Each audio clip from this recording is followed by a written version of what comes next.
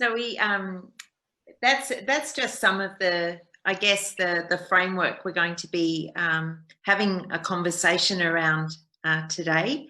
Our hope, Joy and my hope, is that this is an interactive workshop, and so that people will feel free to contribute to discussion with ideas and stories, and hopefully, we'll generate some new stuff as a result of this 55 minutes together today. And our hope also is that because it's kindness, it doesn't start and finish at the end of 55 minutes, that this is an ongoing project, this is an ongoing thing. We start the conversation today with the view that hopefully this will continue in the future. So this is just the beginning of hopefully a conversation between us all. There's a few, well, they're all questions there, which we hope indicates that Joy and I will work to put some, like we say, some framework and maybe do a bit of colouring in on those things. But they're questions to ponder and consider and discuss and talk about and throw up in the air.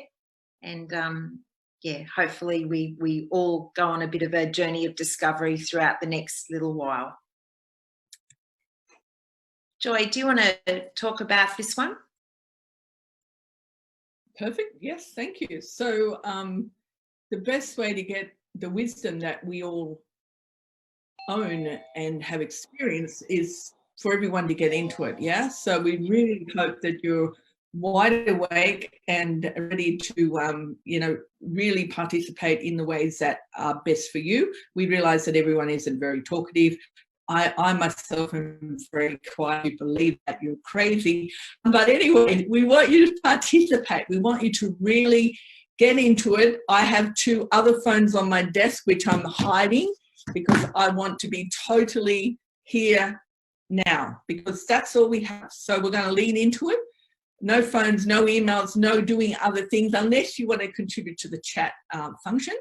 Stay focused if you can, because these times are now and the need is urgent, and it's going to be urgent probably for a while, but we want to get into it really clearly and wisely and safely. So we really need focus so that we can make something that's going to be very, very kind and useful for those in our community.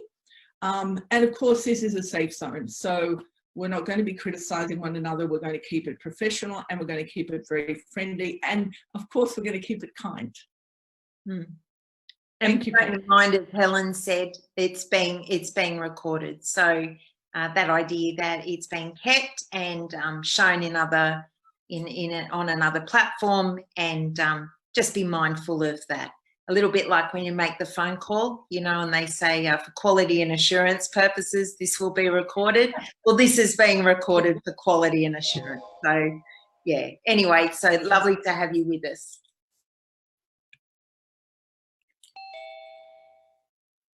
And we made, there's the question there, how can I be kindness? And Joy and I had an interesting discussion about that the other day, because originally when we were jotting stuff down, I had things like, how can I show kindness? How can I be kind?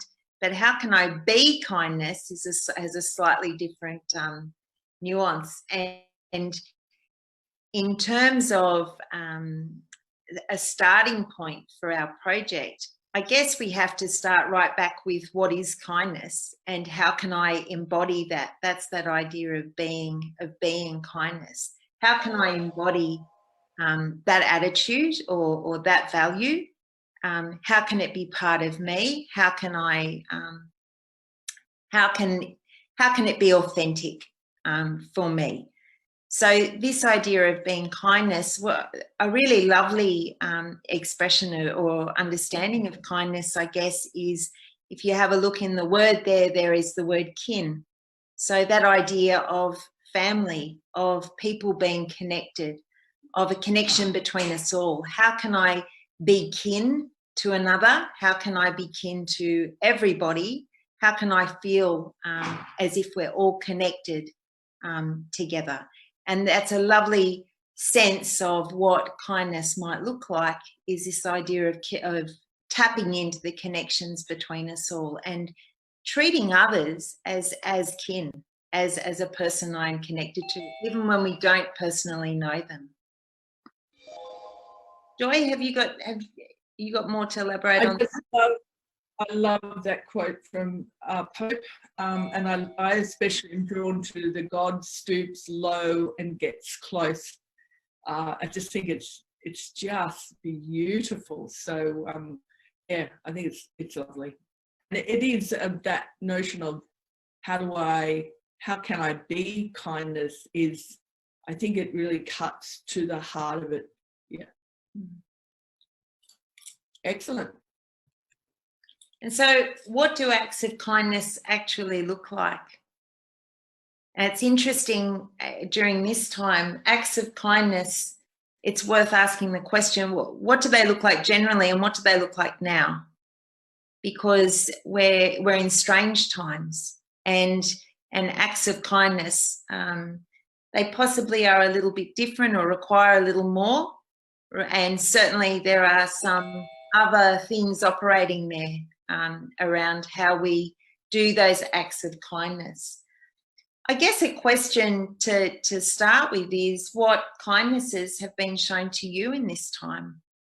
Reflecting on, what does kindness look like for you right now in this situation with social isolation, with social distancing, with being isolated from one another physically? What kindnesses have been shown to you? I'm just wondering, is there anyone who would like to share a story or an anecdote or something around that, an act of kindness at this time that's been shown to them?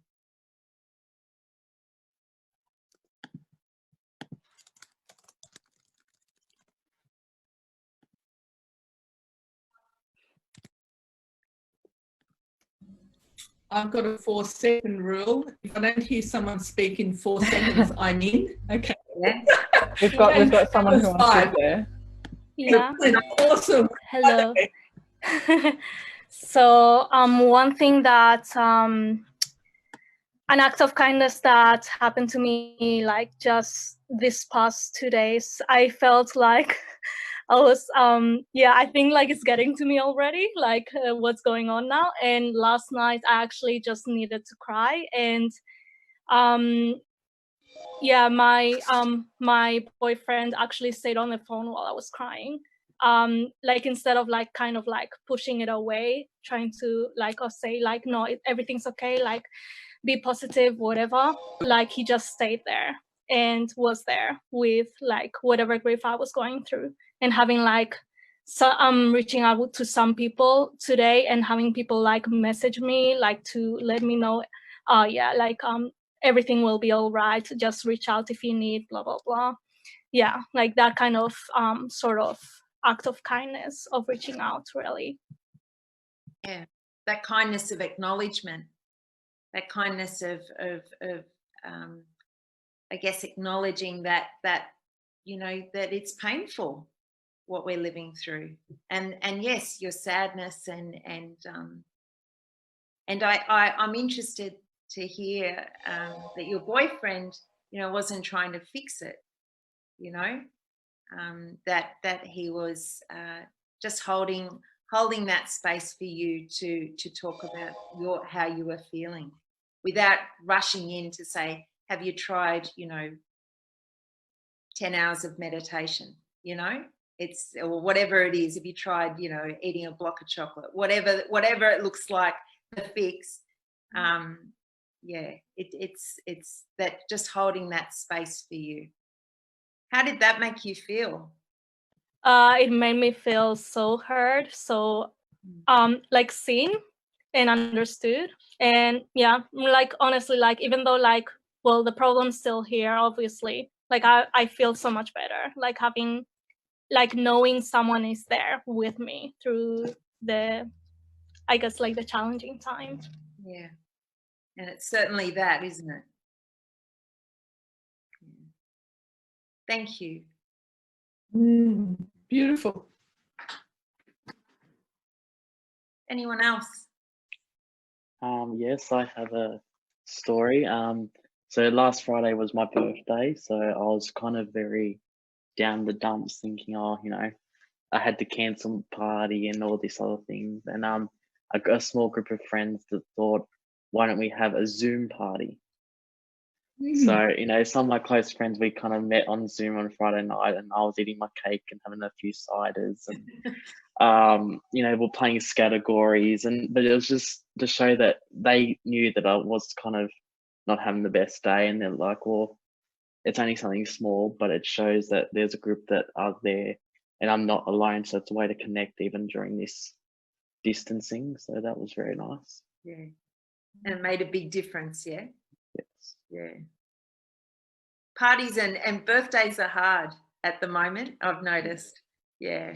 Yeah. I've had I've seen posts on Facebook and things. People have looked forward to big birthdays, you know, big round numbers and whatever it looks like for them. And yeah, so birthdays are tough at the moment in that way. Thank you, Ben. No worries. Anyone else?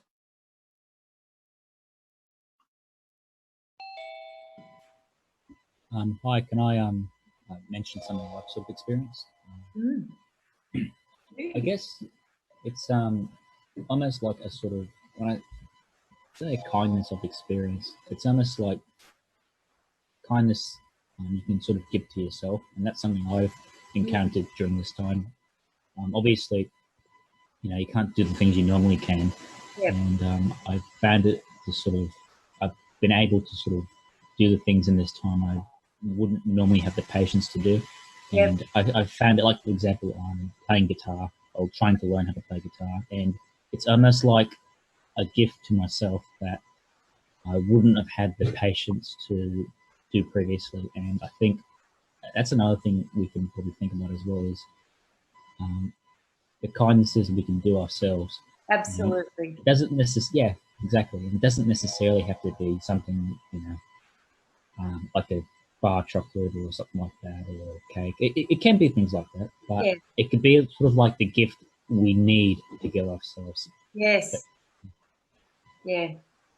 And allowing ourselves to have the time to do that, and the space and the self-exploration. Yeah, how lovely. Beautiful. Thank you. All good.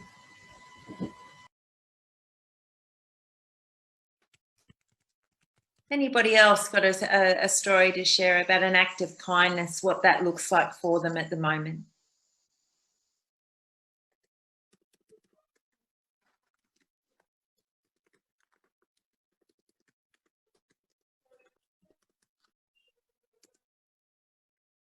So I can see someone's got a raised hand. I'm not sure how to.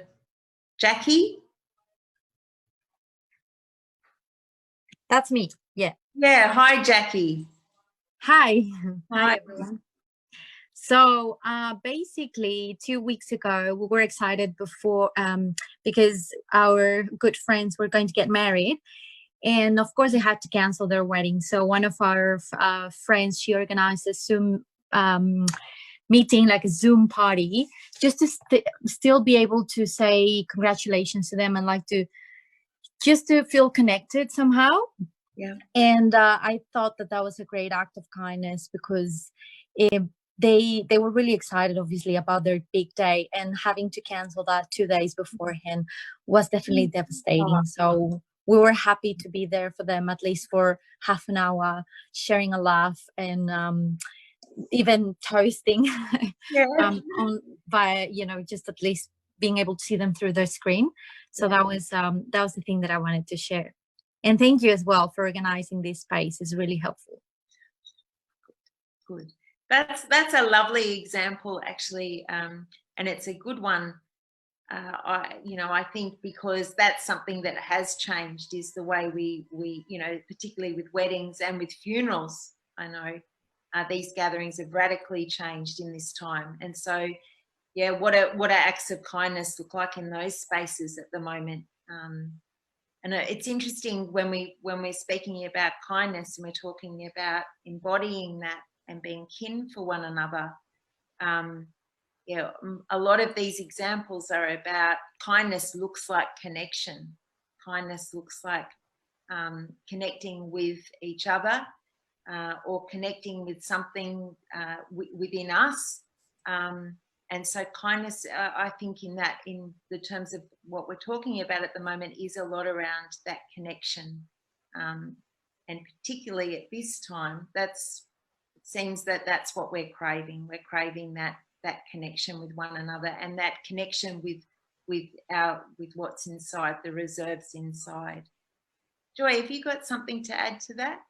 Yeah, I popped it on chat, but I had a staff member from Vinnie's who'd had 2 deaths over a weekend in the family, one a little bit of a distant uncle, but also her grandfather. And that was really, really hard. And also it was hard that she wasn't going to be able to go to the funeral because of the limited numbers. And then on top of that, what was extra hard was that grandma would go to the funeral, but when she got back to her nursing home, she'd have to be in isolation for 14 days. So one thing we were able to organise was a Zoom funeral for those family members actually across the world that weren't able to get to the funeral. And I just helped her with a bit of a ritual sort of a thing. And then, yeah, she was really moved, and it really helped her in the process of her grief over not being able to go to the funeral. Yeah. So thank God we have this technology, you know. Wow. People keep drawing comparisons with the Spanish flu epidemic, and obviously there are comparisons to be made there. It does make me think how much, well, I'm not going to say more difficult, but how difficult it must have been without this technology. So yes, you can write letters and so on. I know that people did that then, but yeah, this is really saved a lot of situations, I think, and really enabled us to feel connected in a time when we could so easily feel so isolated and disconnected. Yeah. Anyone else got anything to add to that? Any story or any question?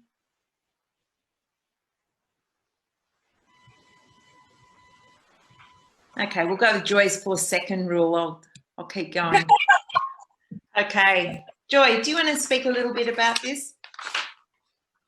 Yeah, that would be awesome. I guess, you know, if we're going to offer kindness to people, we need to have an idea of who are the people we're going to be serving. And I use the word service very deliberately, serving very deliberately.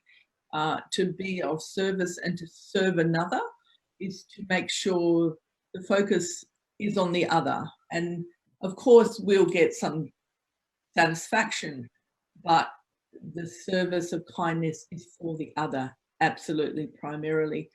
So I guess in identifying who we might be serving, then you also need to identify or keep an awareness around what the risks might be and how to plan for those risks, yeah? Because in my experience, there tends to be an upside and a downside to almost everything. So because people are very complicated people with complicated pasts, and if we don't know who they are, all sorts of things could bubble up. It might not be the things that you're planning on, but it could still bubble up. So I guess to chat about who are the humans you might be aiming for, that sounds a bit, I probably could have used a better word than aiming, but who are the people you're going to be looking to help? Are you actually going to be going out, or are you going to be, you know, aware and see who's led to you, I guess? So who do you think are the humans we're going to be offering kindness to? That will help us identify what our training, our needs and our risks will be in that space. And it might be that there are people who are vulnerable now who under normal circumstances are less vulnerable, and vice versa. Cool. right? So the landscape about who needs that assistance may have changed a little bit. Yep. Yeah. And so it is about growing an awareness of where the needs are. And I mean, we have, even within our own families, there are new needs emerging, I'm sure, in whatever circles we're moving in and living in, and whatever arrangements we have. Yeah, I know for me, just you know, a little roll call of the humans I know. Yeah, the people who I would not have maybe thought needed assistance may need assistance now, and I might need assistance and didn't need it in the past.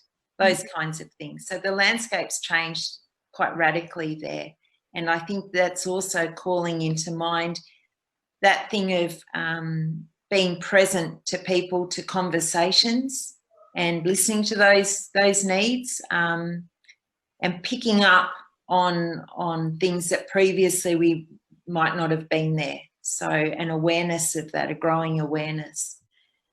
Sorry, Joy, did you want to add something? Yep. Yeah, I was just going to say, sometimes folk aren't aware of their own needs or stresses until something akin to this happens. So, for example, I have a young daughter, and she's a doer. So she's up, she's out, she's doing yoga, she's doing this, she's studying, she's hospitality, and sometimes in all of that doing, it's distraction away from perhaps what's going on internally. And so now, with all her usual doing not available, it's like, who am I? I don't know who I am. Thank God she has the words, I must have got into her head somehow, to express that. I don't know who I am when I'm not doing. And she does see it as a spiritual opportunity. And I'm like, yes. But, you know, sometimes we're not aware of ourselves because we can keep so busy in this world. And then on the other way, down the other end, the homeless guys that I know, and I've been calling every day, a different lot of them, they've never had so much financial support, and they're being put up into hotel rooms with their own ensuite, which they've never had before.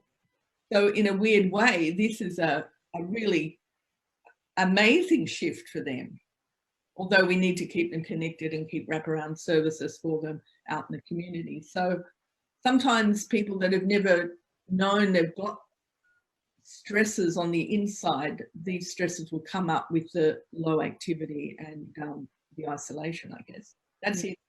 Yeah. Thank you. Are there any comments or any stories or sharing before I move to the next one? I think someone reactions to that. Helen, someone had a question. Yeah. I think you were talking about risks before, but someone was saying, what are the risks you may be talking about, especially during the pandemic situation? I think I was talking about the risks of visiting people. Okay. Yeah. No matter where I am and no matter where I've worked, I think I know what's walking through the door. Here's a human being, let's say, husband's had a heart attack. They come into the room, they sit down, and then all of a sudden there's this life history and there's all sorts of things popping up I had no idea that were going to pop up. So that's the sort of risks I'm talking about. It's like you go to what you think is going to be can I do your groceries and drop them off for you? And then you've got someone downloading their whole life history, and you could probably just in the back of your mind say, oh my God, there's some mental health issues here. Maybe there's some whatever, you know, big problems. So those are the risks that we get pulled into these massive events or experiences, but we need to know what our role is and how we can refer. So I know what my role is at the Talbot, and I'm a pastoral carer, I'm not a psychiatrist. So I will pastorally care for the men, but when I hear the psychiatry issues coming up, I'm able to say, hey, Joe, it sounds like you really need to have a chat to our psychiatrist because that's not my role. This is what I do, but I don't do that. Even if in some other life I was a psychiatrist, my role right now is not that. So the risks involved in walking up to a total stranger's door, if that's what you're going to do, and even if someone sits at the bus stop and starts sharing their story, you never have a clue of what's coming until it comes. And that's where the risk is, to stay within your role, to know what you can do and to know what you can't do. But to be able to say, look, I've got a sheet here with all sorts of contact numbers. If you're feeling X, Y, or Z, perhaps you could call them. Yeah? Does that sound fair? We will be moving into some more specifics around that. So just stay tuned as well, because it is worth noting we're in a time also of you know, there is a general, even a health risk implied in the time we're in. So we will unpack that a bit further down the track. Yeah, so acknowledging that, yeah. And it's all doable. I'm not trying to scare the pants off anyone, but it's all very doable. It's simply to stay in your role and know what you can do and know how to refer people to other services when it doesn't fall into your role. And acknowledging that at this time we're all vulnerable. Acknowledging that each one of us, you know, I'm generalising, maybe not, but the effects of what we're living in makes us all vulnerable. And so there are risks associated with all of us being vulnerable, all of us having, you know, perhaps our emotions are heightened, whatever that is at the moment for us, that we're all living this, and that reaching out to another human being always implies a risk of some sort, you know. That's not a reason not to do it, but to acknowledge those risks and be mindful of them, and be mindful of what we're experiencing at the moment too, and being present to that, and that helps us, I think, keep safe and to acknowledge where our boundaries are. But we'll also move into that a bit further down. Anyone else? I can't see questions, so sing out. I have a question. Sure. Yeah. So maybe this is something that you will be like covering a bit later. So if you're gonna do that, you don't have to answer it. But how, like, when, especially like for those who are like working in ministry and stuff, especially during this time, you guys mentioned about how some people will like start feeling like certain like mental health struggles will come up that they have been kind of suppressing and stuff, and they start like uncovering it during this time that there's not as much to do. Yeah, like like for the ministers, like how would we be able to help them in those situations without overstepping our role? That's a really good question. Joy, do you have something to say about that? I think you'd be good. Well, I think in any role where you're serving others, firstly, you need to have a very clear aim and a very clear boundaries. And these will be skills we're talking, well, not talking, only talking about, but teaching. So to have a really clear role description, to know what you can do, what you can't do. And quite frankly, it's what we expect and do every day. So if I have a plumbing problem and I call the plumber and he says, oh, look, while I'm here, it looks like your electric light's a bit wonky. Do you want me to fix that as well? I'm going to say, no, you're a plumber. I don't want you touching my lights. So we all have, even in our families, we have a role. You know, I'm going to interact with my children, my grown adult children, my grown adults. I'm going to interact with them as a mother. I'm not going to interact with them like they're my best friend of 30 years. It's different stuff that I speak about and share about because it's appropriate to the role. So we all do that in our normal lives. So it's not surprising that it's important to do it in our role, our work role, our ministry role, whatever that is. There are things that lay people do that priests do differently. You know, priests do some things and we can't, and vice versa. So it's a part of life. Roles are a part of life. So it's not a surprise that we need to be clear about what we do. We need to have it written down. We need to know it. And in knowing the role, then we need to know how to refer on, because people, they've got a human being that's beautiful, wants to help, and is there at the door or at the whatever. And of course, if people feel connected, they're going to spill their story, and that's fine. But you cannot be all things to all people. You can only do your role and know how to refer. And it may be as simple as having a sheet of paper that says, here's some phone numbers for you, blah, blah, blah, blah. Yeah. Brené Brown has a beautiful quote, clear is kind.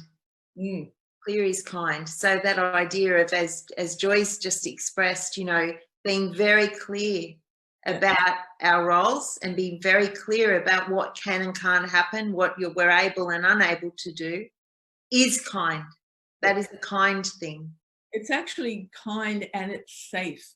People who don't have good boundaries have usually come from a really broken or abusive family of origin. And so they're not accustomed to boundaries. They don't have an understanding of where they stop and where they start.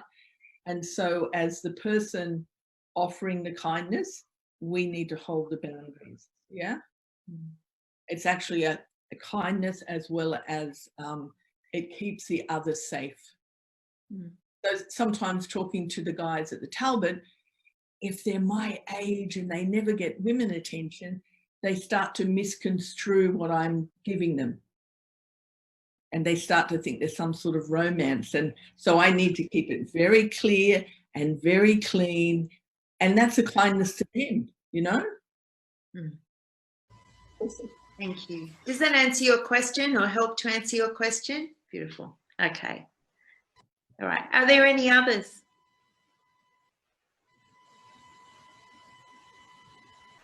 Okay. We'll move along. So I popped this up just as an example. When we're talking about, I guess, what kindness can look like in this time, and also our boundaries, what can be really helpful is the thought that rather than we're welcome, obviously, within our own communities to do things as individuals, but also to have a look at and maybe seek different groups who are joining together to offer kindness in this time safely. People have thought about what those kinds of things for us and to help us, and maybe hooking on to some local community things. I know Joy does work with Vinnie's, and so they've got a small army of They've got a small army of really, go on. Our army is dwindling because of the pandemic, and so we've got an awful lot of volunteers, and understandably, and often our volunteers are older, so they're not coming into the Talbot so much. But I think the food van is probably something that is suffering because of the lack of volunteers as well. So there's organisations and groups that have thought long and hard, and I just grabbed this one. This is Gift of Bread, which is operating all across Sydney, and Marcel, who coordinates that, has put a lot of thought into keeping his volunteers safe and is always looking for volunteers. So this idea of what can I do and what is possible can be, well, I don't need to strike out necessarily on my own. Although I would argue you can show kindness. Kindness can start inside your home with your family, you know, and then it can extend to the person next door, and then it can extend to the lady up the road, whatever it looks like for you.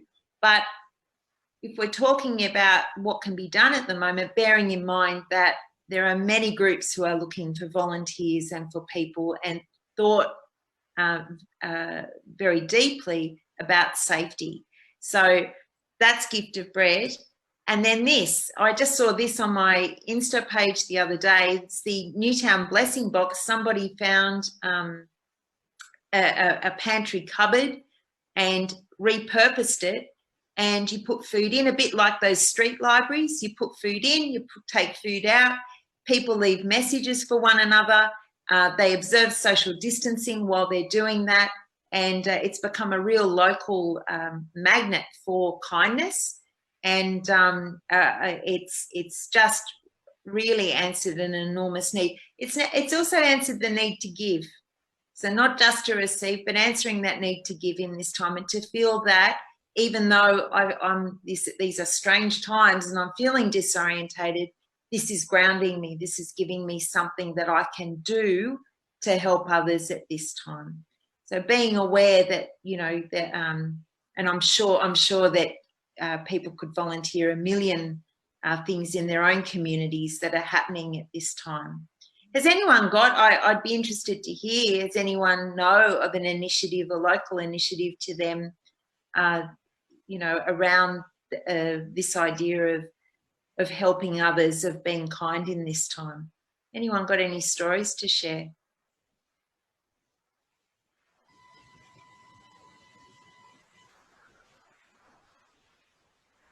Okay. Oh, Dominic.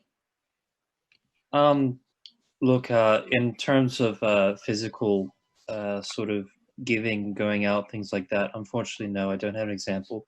But what I know of is, for example, there's a men's group that I go to, and occasionally, they always did it, but it's kind of shot up now, which is like rosaries for people. So you leave prayer intentions, and everyone agrees at a certain time to pray for them. Beautiful. Yeah. Lovely. Thank you. Thank you. So that idea of we can pray for others. Yeah. Brilliant. Thank you.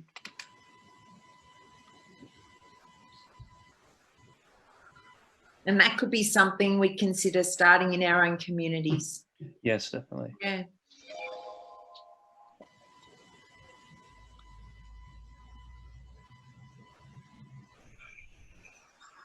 Okay. And the other idea, of course, is you can start your own.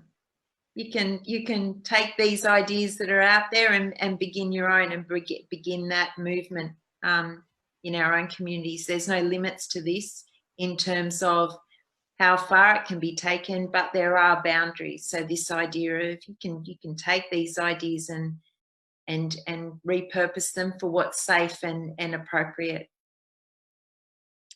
Okay. Oops. Okay, so that's that question. Who are the humans we will assist and how? What helps?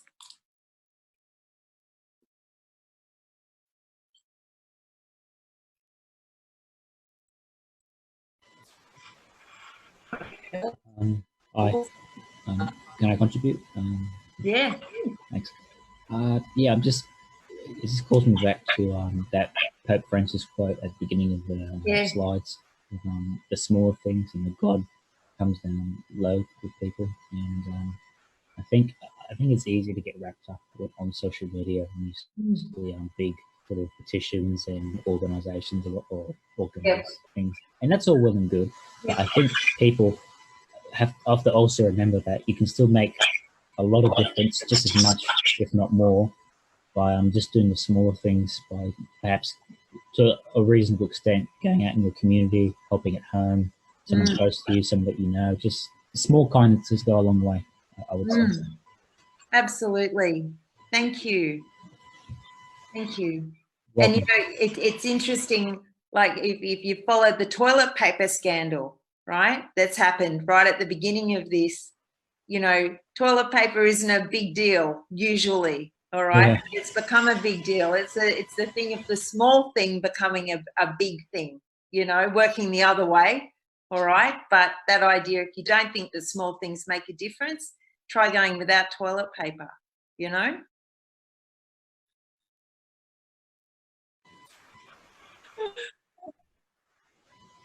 I've had a wonderful experience of being very proactive in my pastoral caring for the men at the Talbot, even though I'm not on the floor, which is quite bizarre. Pastoral care at its best is face-to-face, human to human, you know, and I really wondered if it would work, but I haven't found anyone that hasn't been, oh my God, thank you so much. You know, look, I've just been thinking about you. How are you traveling in all of this? And then I moved it out to conference members. And again, they're like, oh, thank you so much. I'm so glad you called. So I think a simple phone call is so appreciated out of the blue, you know, just thinking of you.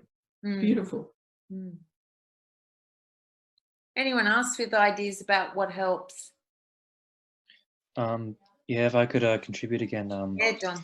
Yeah, so I'd like, for example, so at my parish, that there's still some sort of sense of continuity.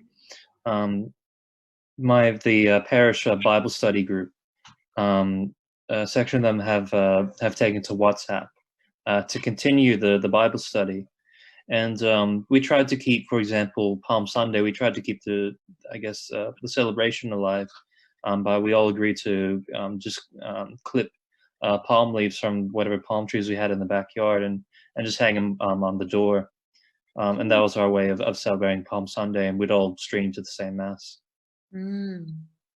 Thank you. That's at United Palm Sunday. Yeah. Yeah, the hashtag. Yeah. Yeah, I wasn't even conscious of it, but yeah, exactly. Yeah, beautiful. I know we took part in that too, in our parish, and a lot of the members of our parish also did that. And I was expressing to the team the other day what a difference that made. And an otherwise, you know, Palm Sunday not feeling like Palm Sunday, you know, of other years, being able to have that very visible sign, such a small thing. Again, we're back to the wisdom of Francis, but such a small thing, and just making an enormous difference to our feelings around entering into this week. Yeah. Thanks, Dom. Yes, Joy. Just, I guess, I appreciate that we're looking at doing. There's also the other side of the doing is the being. And so I guess I'm asking a question around what helps as a human being, what helps us to be able to connect to the other?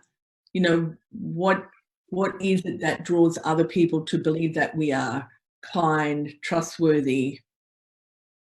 So what is it within us that helps to connect in kindness?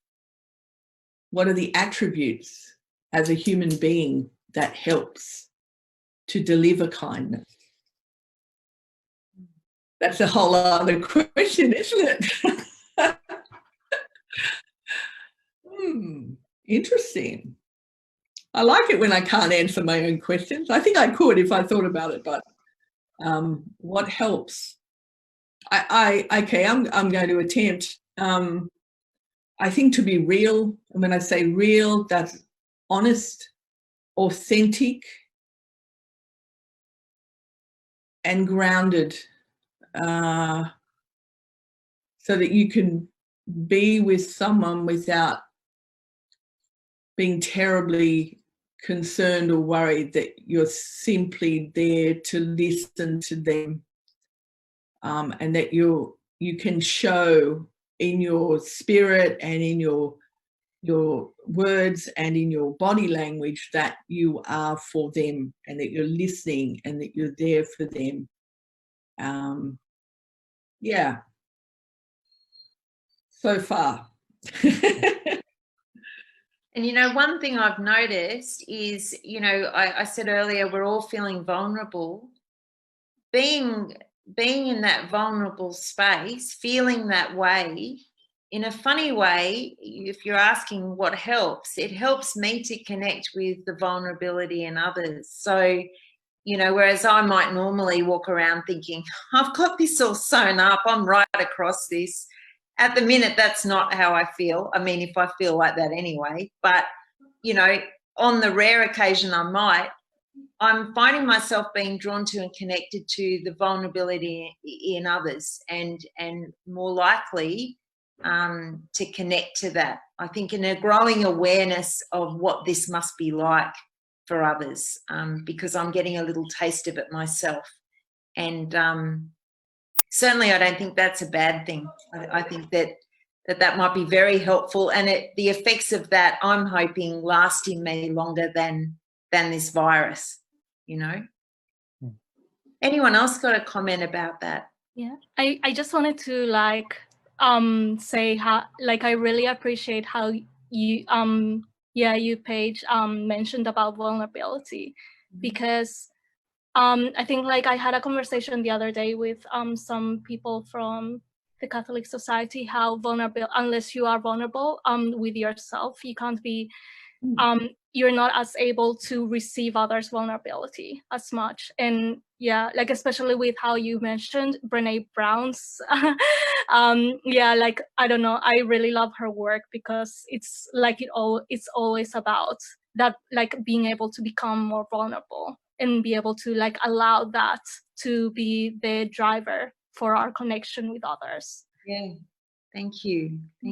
Yeah, there's and certainly with that idea, if we're going to kindness and being kin and feeling connected, I can't feel connected to others if I you know, unless I feel a little bit of that as well. It's not about me feeling like I've got everything under control and I lovely to be kind.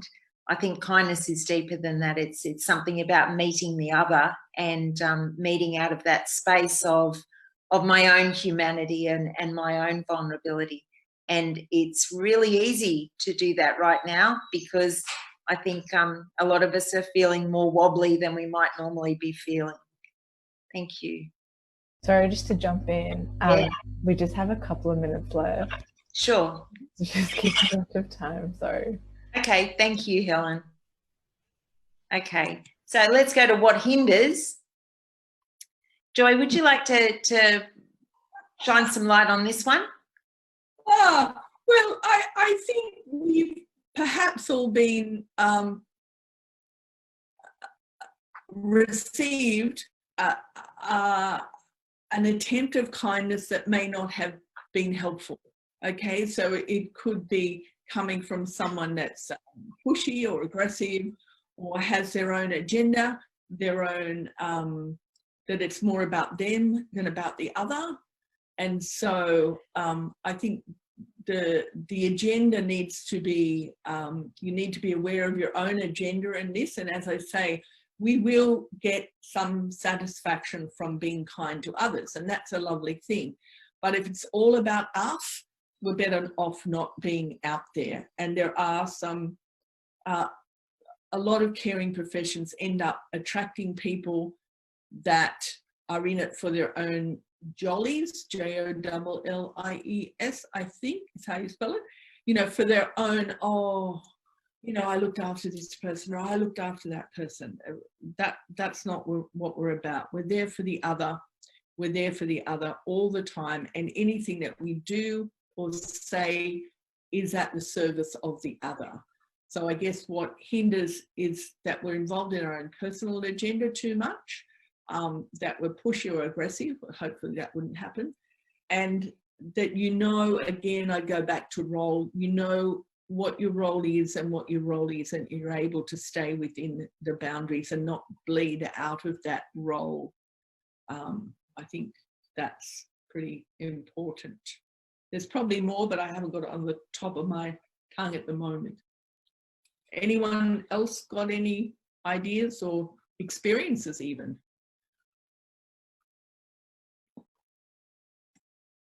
I think it's important also too, this is a good spot to again just reiterate that awareness of the time that we're living in, and even that the threats to physical safety, and observing that and taking that seriously, and that it's not kind to cross those boundaries or to ignore those things, and that you know, kindness is also about paying heed to our own personal safety, and being very aware about what we can and can't do right now.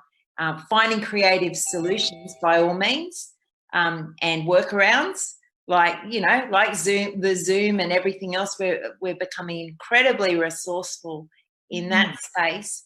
But I think really an awareness of the very real threat that something like this poses, and taking that seriously. I think that that's definitely going to hinder our kindness if we start just ignoring those things. Yeah. Another thing I think serves mentioning is that probably a notion that kindness, it's not one-sided, it's a relationship. And just building on what you said regarding taking heed of sort of the dangers we find ourselves in. If you feel like you're trying to go away and you're helping someone, don't let it go to the extent that you feel as though that you're put in a really difficult position that may endanger you or further people around you. And just knowing when to say no and not letting people impose too much. Yeah, spot on. Thank you. Very wise. Thank you. Helen, how are we going for time? Yeah, we got to wrap it up. Sorry. You stopped at a good time. But that's it, because people are joining on now for Divine Mercy Chat. No worries. No worries at all. But thank you so much. And I guess everyone's invited to stay. So now at 3 o'clock, we have the Divine Mercy Chaplet on this same link. And then at 5 o'clock, we have evening prayer. And 6 p.m. tonight, we have live mass. But thank you so much. Thank you. I think it was very helpful.